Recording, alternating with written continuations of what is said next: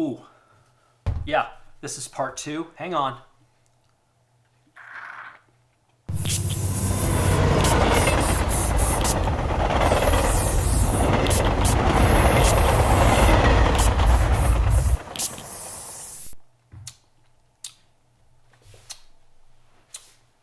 You know how I feel. We got this is part 2. I got another like 8 questions or whatever. I think this one will be a little quicker. I did not take these on the trip. These are probably 20 years old Canon image stabilizer binoculars. They're really good. They're 10 by 30s, image stabilizer. We've had these forever, but they're a little big and heavy. I took my Nikon Trailblazers, and that was a big mistake. Although I was carrying so much other gear, I just couldn't bear any more weight. But whatever you do, if you know someone who's a birder that has Swarovski binoculars and they say, hey, do you want to look at my binoculars? Your immediate response should be and just either steal theirs, or more appropriately, you say, no, I actually do not want to look at your binoculars. Thank you. Because once you look through Swarovski, I don't care if you're a Zeiss user, a Leica user, a Nikon user, whatever it is, once you look through Swarovski, there is no going back, because they, in my opinion, in my experience, they are by far the best binoculars in the world. And the guy that I spent a lot of time with outside on the ship, birding, looking for all these things, this guy has 6,000 plus birds on his life list, was a Swarovski user. So the Nikons, really, they're small, they're great for traveling around, they're always in my backpack, but when you're at sea, the distances were just way too far for the little Nikons, and really hard to spot birds. So anyway, where was I? I've got my delicious and nutritious. Question number 1, which is 8 on my list, I think.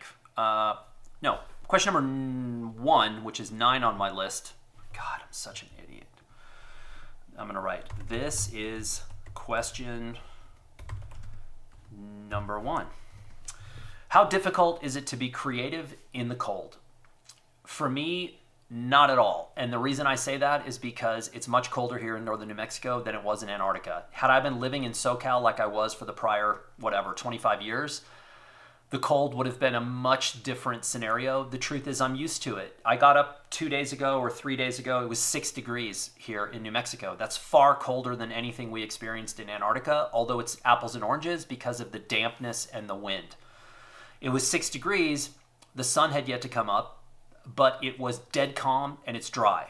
So unless you get a wind, you're going to be fine. I mean, you could go out in a t-shirt and a single layer in that conditions and you'll be fine. Even though it's 6 degrees, you want to keep your head, your toes, and your hands warm. But that's about it.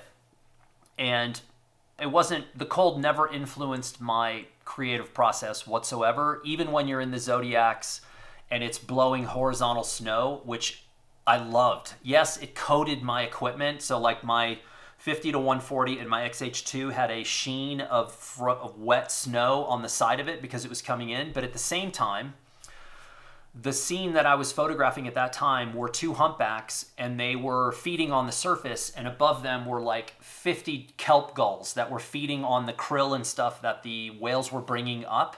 So it was this, and through the blowing snow. And by the way, the autofocus on these cameras is so good. It's picking up on the snow. To shoot through and get the whale or the birds itself is very tricky, at least it was for me, because the autofocus is too good. It's not picking up on that primary subject. You're getting snow in between. So I had to like jump to manual focus and go that route. But some of the images where it is focused on the snow and the whale and the birds are soft in the background, they're actually really beautiful, and I'll probably end up using those images more than I would a straightforward shot of the whale tail crisp with water dripping off of it kind of thing. So the cold was not a problem. I actually quite enjoyed it. Question number 2, unexpected challenges on this trip. Man, we got home and we looked at each other and said, holy crap, nothing went wrong on this trip. Which is a miracle when you think about where we went, what we did, what we saw and experienced. Something should have gone wrong. I got a cold on my birthday.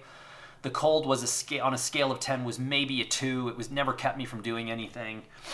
The one thing that jumped out, which was a total surprise because we never really did encounter heavy seas, was I started to get a bit queasy on the first crossing of the Drake.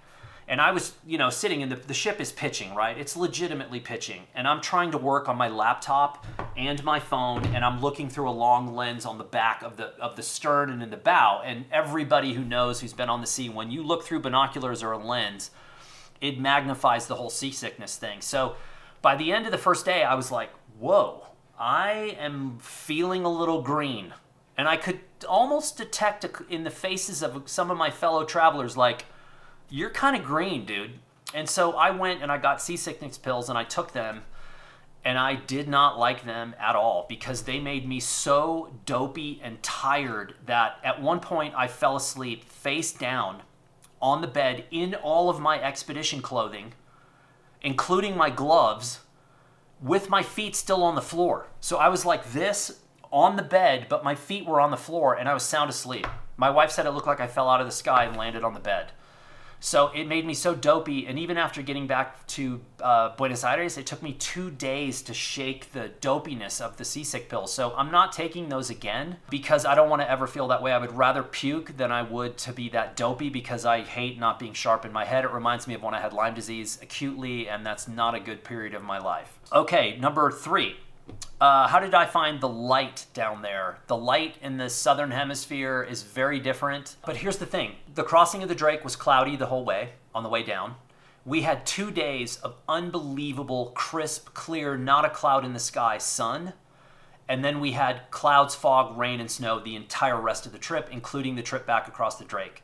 So we didn't get these glowing sunsets or sunrises in the middle of the night. We did not get any yellow light. We didn't get really any of that. It was by the time the days that were sunny, by the time the sun was going to go down in the middle of the night, it was cloudy again. So I appreciate the 2 days of sun that we had, but we didn't get great light on the trip, and that's just the luck of the draw. So, but what was there was wonderful, and frankly for me, if I'm in a situation like that where I can't control, I don't really care. And cloudy, in some ways, and I love the blowing snow, is better than direct sunlight. I'd much rather have the snow than midday light. I do wish we would have gotten some red glow, end of day kind of stuff, but whatever. I'm fine with it. Question number 4. If any, what impact or footprint left by this special trip on your photography and as you as a human being? So what residue did this trip leave with me as a photographer? I suck at photography. And again, I'm not an adventure photographer. I'm not a landscape photographer. I don't shoot seascapes. I don't shoot wildlife typically.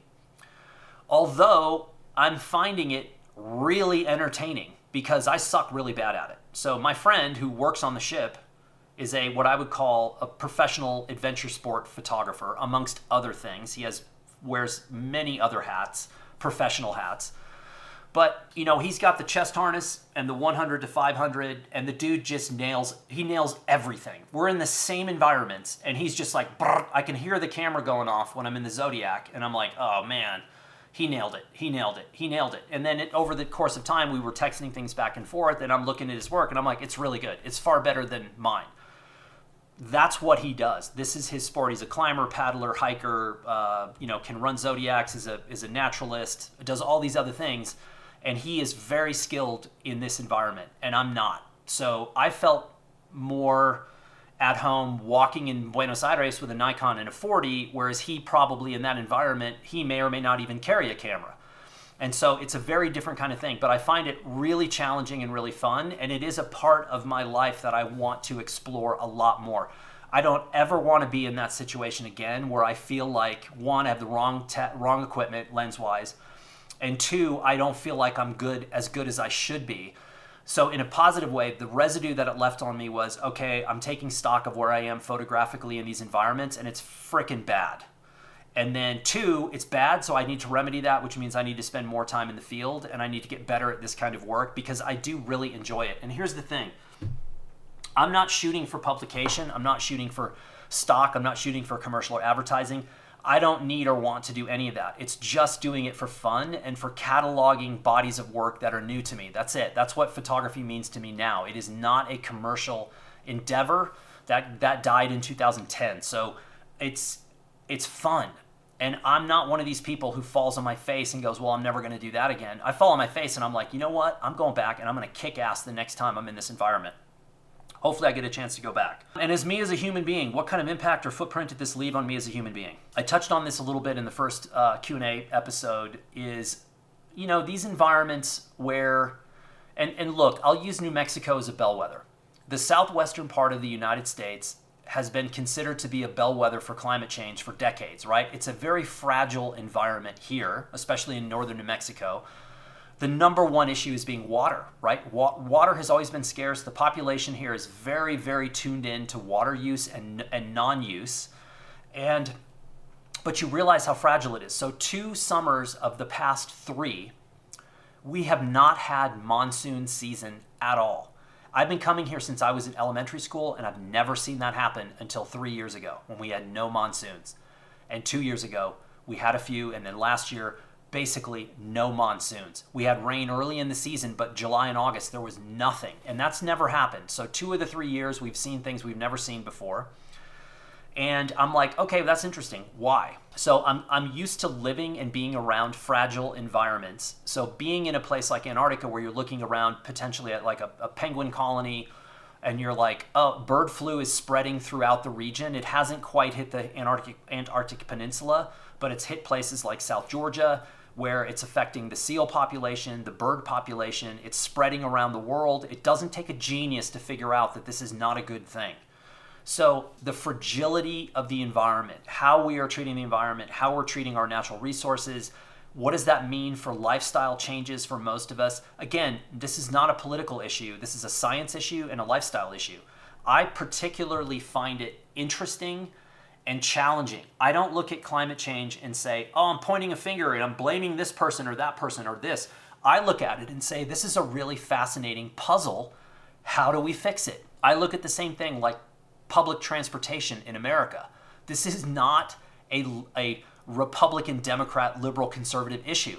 This is simply about making our culture and community a better place. I look at it and say, okay, if Americans are fat and Americans are semi-lazy and it's dangerous to be on the roads and we don't have the infrastructure and all of the challenges for public transit or for bike lanes or whatever it is, I look and say, okay, those are legitimate things. So what? How do we fix it? I look at it as like a math problem where you say, okay, I suck at math. This is going to be awful. I might have to cheat. I don't care. The dopey kid in glasses who eats paste next to me, he's really smart. I'll cheat off of him. Solve the problem.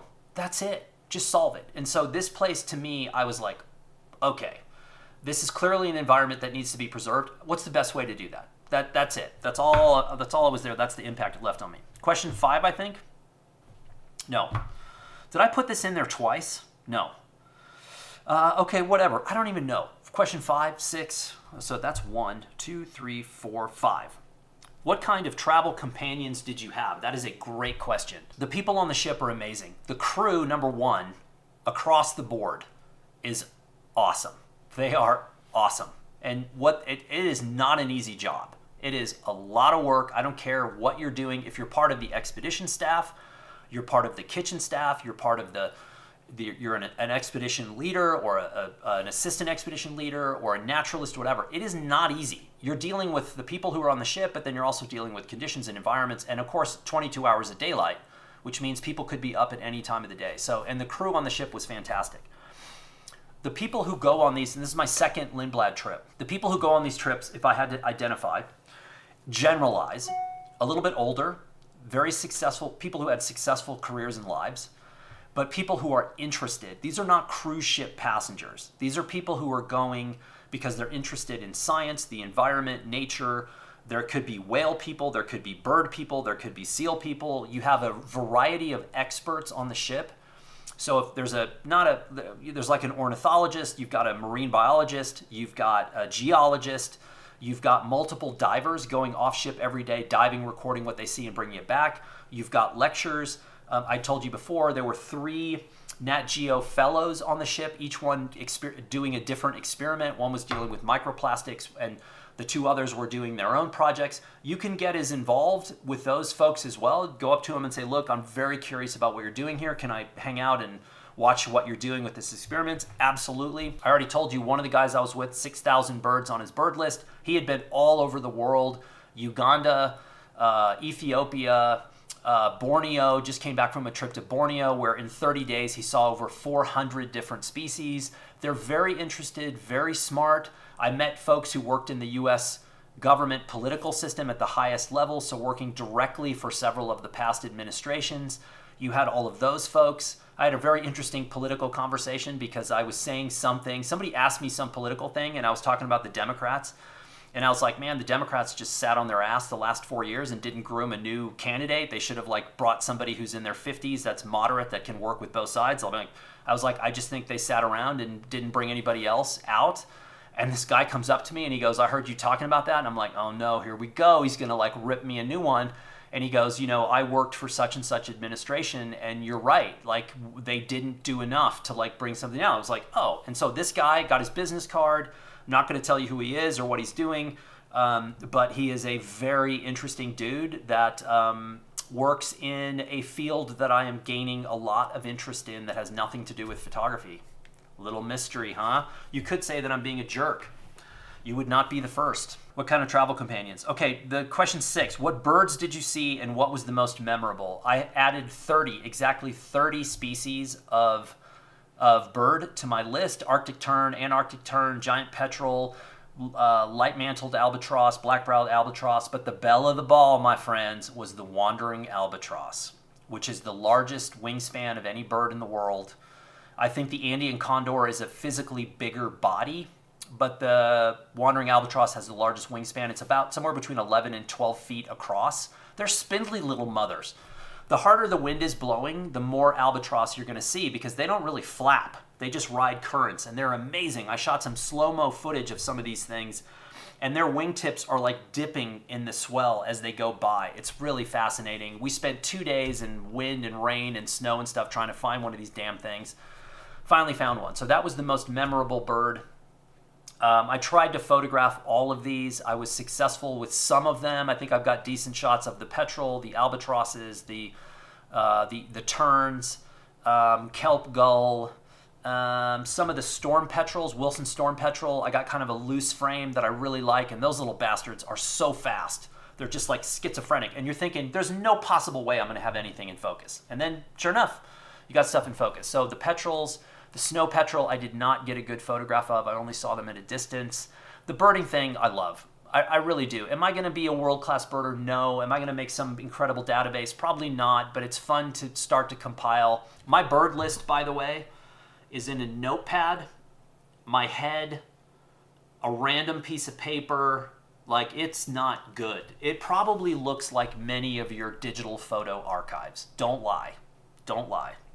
Because mine kind of looks the same way. It's not a priority. I got a job. I got 17 things I got to do. Get off my back. Let's see, what kind of birds you see?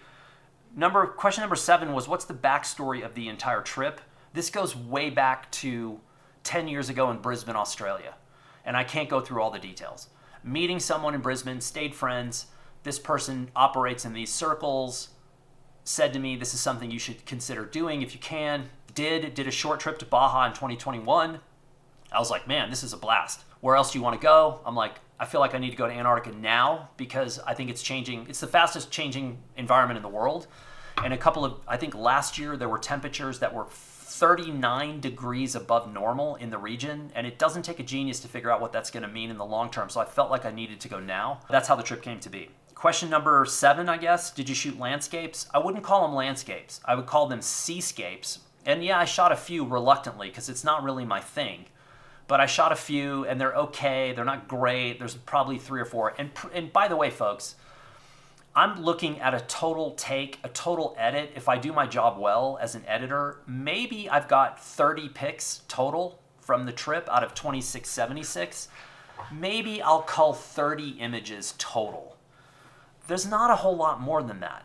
It's not, I didn't go down there and reinvent the wheel. I didn't go down and photograph things that's never been photographed before. It's a difficult environment because you're physically limited by the areas that you can navigate. But it doesn't matter because what you're looking at is so incredible. You're just stoked to be there the whole time. So I did shoot landscapes, but I'm not a landscape person. And when you see these images, you're going to say, Milner, you're not really a landscape person. So I don't think I'm sharing anything new. And most importantly, the best question, I don't know who sent this in, but you are a gem. because this just makes me warm inside when I get a question like this. Who cares about the ice? Who cares about the whales, the seals, the penguins, the expedition crew, the ship, the cameras, the photography, the weather, the food, the transpo? No one gives a shit, because the real question is, how many people puked? And that's it. Mic drop. So sadly, I didn't see anyone just like paint the town in a social environment, which that never gets old. That never gets old. You're like, oh man, I'm glad I'm not that person. But I have to say, I did see someone puke, and it was handled incredibly well. And this is real brownie points, and I mean this in a serious way, because the person that I saw puke firsthand, close, like from me to my bicycle seat, which is probably 6 feet away, this was in the middle of a lecture. And this was an older woman who was traveling alone. And I was like, good on you. You're getting up there in age, and you're out traveling alone, and you decided to go to Antarctica, and it's a physical trip. And, she was not like a buff, ripped older woman. She was kind of a little bit on the fragile side. But she was very nice and very intelligent, and she was kind of an artist. And we were in the middle of this lecture, and I could see from a distance how green she was. And I was like, oh, it reminded me of the Merchant Marine stuff where the guy next to me turned green and almost fell over the back of the railing into the sea. And I looked at her, and very stealthily, in the middle of this lecture, and she's close, like not in the first row, but maybe the second row. So like you do something crazy, it's going to draw attention to yourself. She very innocently slips up this motion sickness bag, and it just like comes up like this, and then she's like this, and I'm sort of diagonally behind her to the right, and I just see her little upper body just like heaving, and there's silent. She's not like, that would have drawn attention. It's stealthy. It's like when my friend puked on me in the back of the taxi, and his face was right here, and I knew he was hammered. He was just hammered out of his gourd, and he was kind of passed out, kind of not passed out, and his head turned at me. And we had just had Kentucky Fried Chicken. I told you this story. It was in Trinidad, Tobago. And his mouth just opened, and there was no sound. It just was a stream of partially eaten Kentucky Fried Chicken that went all over me. That's what she did. It was actually really well done. There's skill involved in that. And then she just never moved. She just put the bag there and just sat through the rest of the lecture. How many of you would have done that? My guess, a lot of you would have bailed. So I was impressed. And thank you for these questions. Again, I'm just one person with one opinion. It was an amazing trip. I'm going to cut a trailer first. Then I'm going to probably make a bunch of little things for Blurb. That's going to take a while. Because again, I had to shoot 9:16, 16:9, 1:1. And I've got so much stuff I have to organize. I got to get all the color mobile stuff and the black and white stuff and the stills and the color mirrorless and the black and white mirrorless. It's a freaking nightmare. I got to organize all that, deliver everything to what Blurb needs, and then I will work on a longer film about how I felt about the overall trip. And that's going to be a while. And I got another trip next week. So, yeah, whatever. Thank you again. And if you guys are unlucky, I will be back again.